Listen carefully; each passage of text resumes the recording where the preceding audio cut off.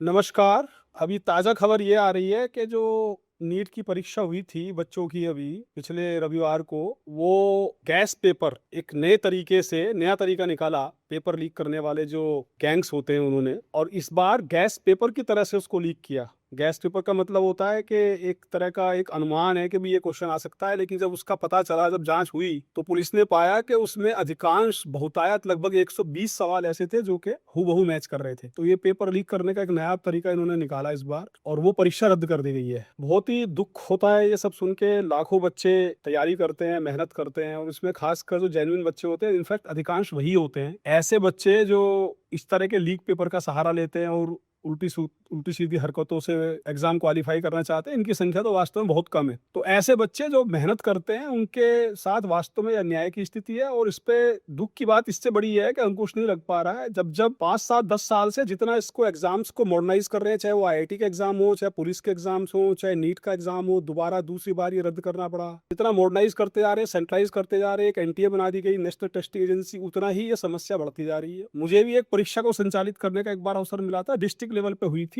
बाकी चीज़ें जो भी जैसी भी रहता हो, लेकिन कम से कम पेपर लीक नहीं होता था, क्योंकि उसमें ज़िम्मेदारी होती थी, छोटा काम होता था। अब ये जब से सेंट्रलाइज़ कर दिए गए हैं और अलग-अलग चीज़ें, अलग-अलग टेक्नोलॉजी आ रही है, तो तब से समस्या बढ़ती जा रही है। निश्चित रूप से मंशा सरकारों की ये रहती है कि तकनीक होगी तो शायद लीकेज नहीं होगी, लेकिन उसका समाधान नहीं निकल पा रहा कि जितनी तकनीक सरकारी एजेंसी, सरकारी मशीनरी लगाती है कि पेपर की शुद्धता को, पवित्रता को बनाए रखा जाए, उससे एक कदम आगे बढ़ के ये जो लीक गैंग है, ये अपना लेता है। अब इसका पॉलिटिकल रेमिफिकेशंस भी हैं। अब ये सोचिए कि 2024 में जो आरक्षी की कांस्टेबल, पुलिस कांस्टेबल की भर्ती की पेपर लीक हुआ था 2024 में, बाद में जब चुनाव हुआ लोकसभा का, तो उत्तर प्रदेश में कम से कम ये भी एक ज्वलंत मुद्दा था युवाओं के बीच में। खासकर लगभग 50 लाख युवाओं ने वो परीक्षा दी थी, जिसमें उनकी नाराजगी थी, और ये भी एक ज्वलंत मुद्दा था वोट देते समय। तो ऐसी सब बातें हो रही है राजस्थान में। इधर लगातार बार-बार इस तरह की सूचनाएं मिल रही हैं। अभी वहां पे एक सब इंस्पेक्टर की परीक्षा हुई थी कुछ साल पहले, वो लीक हुई, उसमें बहुत भारी संख्या में गिरफ्तारियां हुई, कार्रवाई हुई। यूपी में जो हुआ था 2024 में कांस्टेबल की भर्ती का परीक्षा का लीक हुआ था, उसमें भी बहुत भारी कार्रवाई हुई।